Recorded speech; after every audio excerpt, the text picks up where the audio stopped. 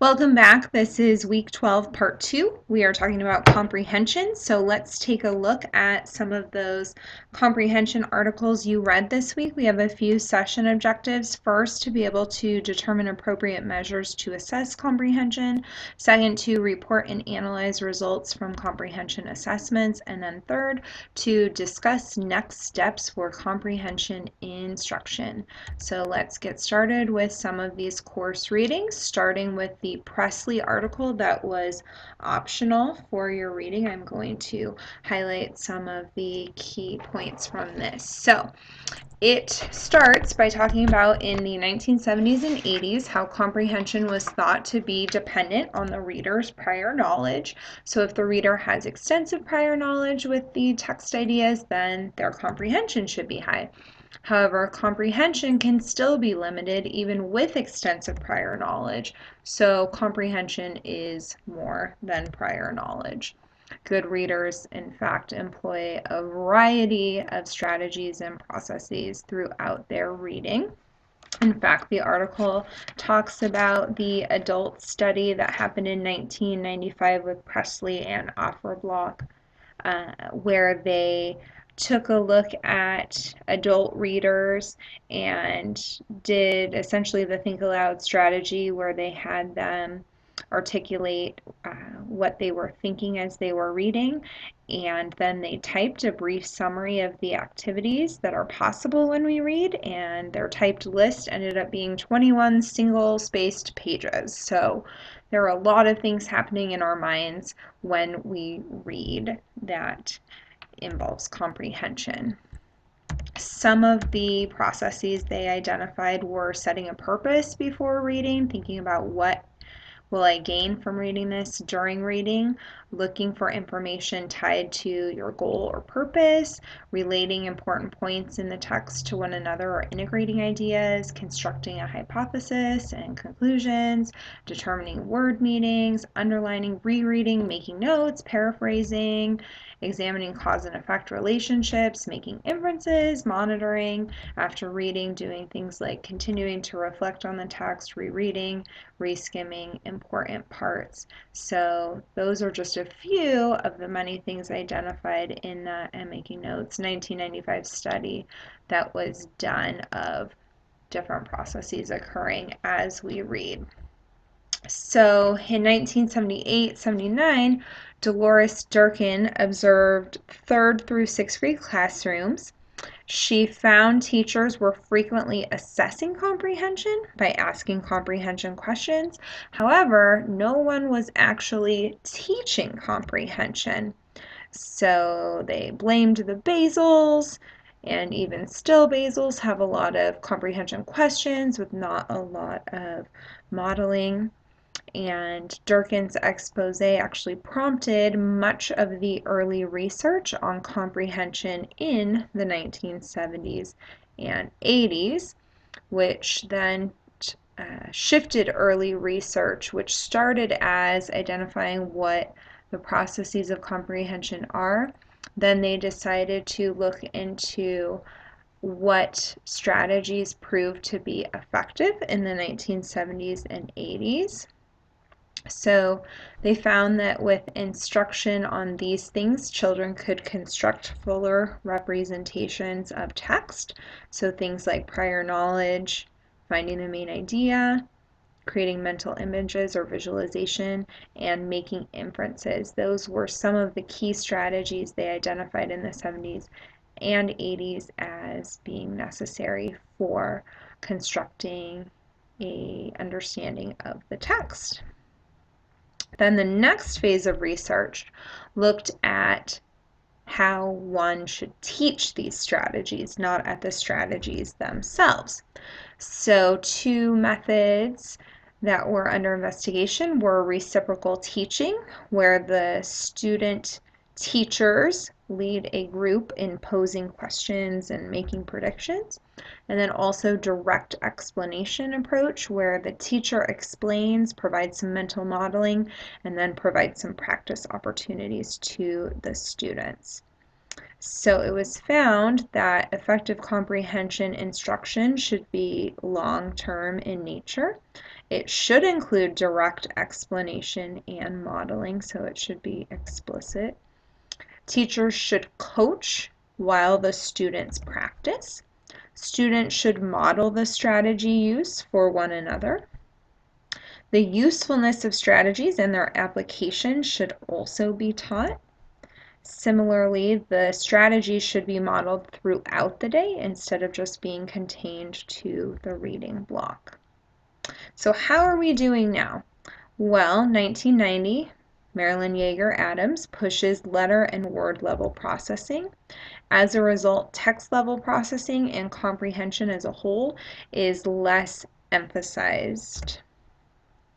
1995, Presley et al. Observes 4th and 5th grade classrooms in upstate New York for an entire school year and also sees what Durkin saw, and that is the little teaching of comprehension.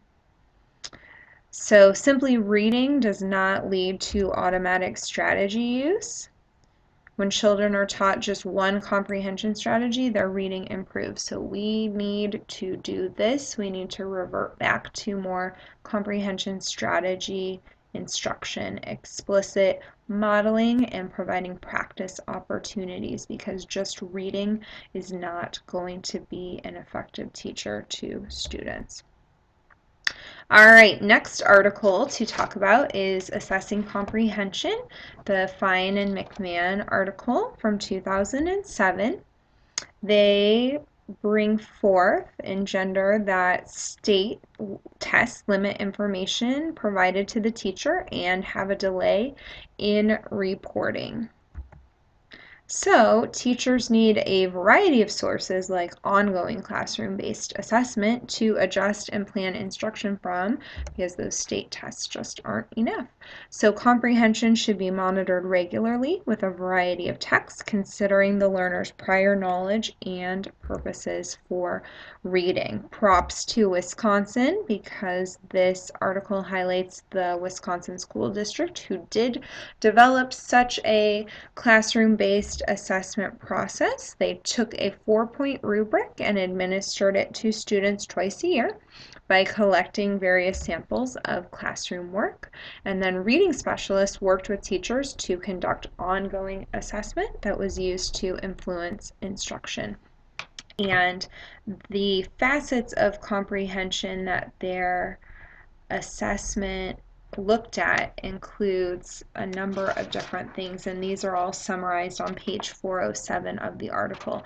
But it includes everything from prior knowledge to literal comprehension, interpretive comprehension, critical thinking, story parts and literary elements, word meaning, organizing information, visualizing, analyzing questions, generating questions, summarizing. So as we saw, Presley 1995, their adult study had pages and pages of all the things that we do when we read, and here is a pretty straightforward summary of many of the more important things.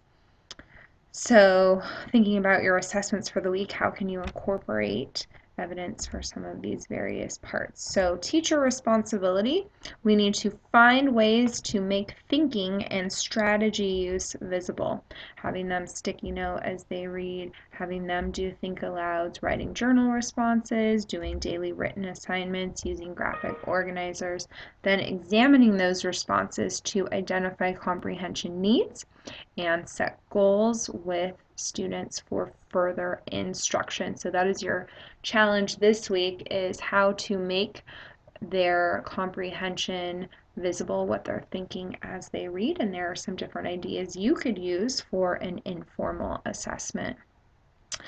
All right, and the third article from this week is the DeWitts and DeWitts article. They can read the words, but they can't understand, which introduces us to Mark, who reads with accuracy, fluency, and expression. He reads with 98% accuracy, 132 words a minute on average. However, his performance on comprehension questions was poor on 6th grade level questions, on 4th grade level questions, for silent reading, for oral reading, and for familiar text. So what's going on with Mark that he can read so quickly and accurately, but he just is not understanding Well, we need to analyze the comprehension miscues, so to speak.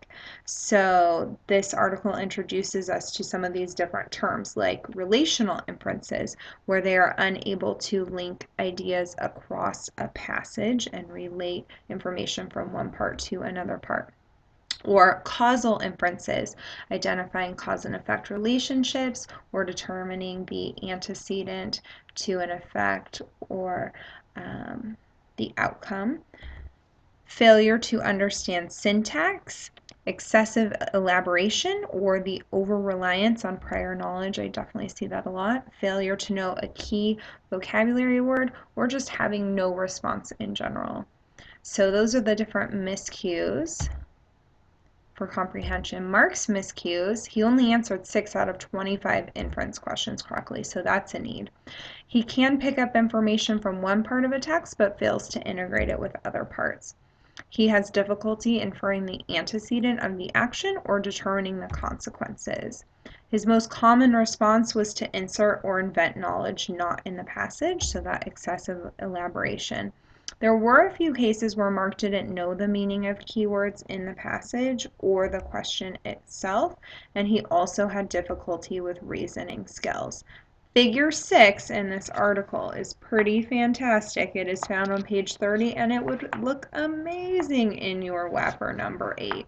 Just something to think about there as you analyze your comprehension assessments. So interventions for Mark, we could teach him some of the question and answer relationships from Raphael QAR. Love QAR if you're not familiar with that. They help you to label the question type and then identify the thinking required of that question type and ultimately create your own questions of different types. You can provide direct explanation and modeling of the inference process, and you could use a weaving analogy or a close to teach the idea that you want to use prior knowledge, but you also need to weave it with information from the text. You can't just only use prior knowledge. You could also teach the student how to code the text as he reads. So looking at main idea connections, could code with MI. Those are just some ideas for Mark. All right, I have a few more minutes left with this lecture, so I'm going to jump into the third part that I wanted to talk about, which is comprehension. What is comprehension? Well, Durkin described it as the essence of reading. Wilson and Gambrell described it as a process of using one's own experiences and text clues to infer the author's intended meaning. So there you see the weaving of your experience plus the text to then infer the author's intended meaning. Interactive. No, the text can't talk back. It means that there are many processes occurring at once, meaning anticipation, word recognition, vocabulary. So those are some of the different ideas behind comprehension, but essentially it is an interaction between the activity, the reader, the text, all embedded within this greater context here. So comprehension strategies are conscious plans that readers apply and adapt to make sense of a text and get the most out of what they read. So monitoring comprehension, connecting to world knowledge, predicting, recognizing text structures, asking questions, answering questions, constructing mental images, and summarizing.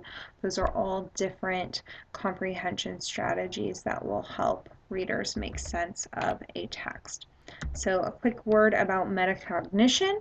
Metacognition being the knowledge and control we have of our own thought processes. Why is it important? Well, it drives the student's use of effective strategies. So metacognitive knowledge is the student's awareness of how they are thinking and learning. And then metacognitive control is the student's ability to self-regulate and maybe select some of these different strategies to use effectively. All right, with that, I'm going to pause and come back for part 3 where I'm going to talk about each of these various comprehension strategies. So join me back for part 3.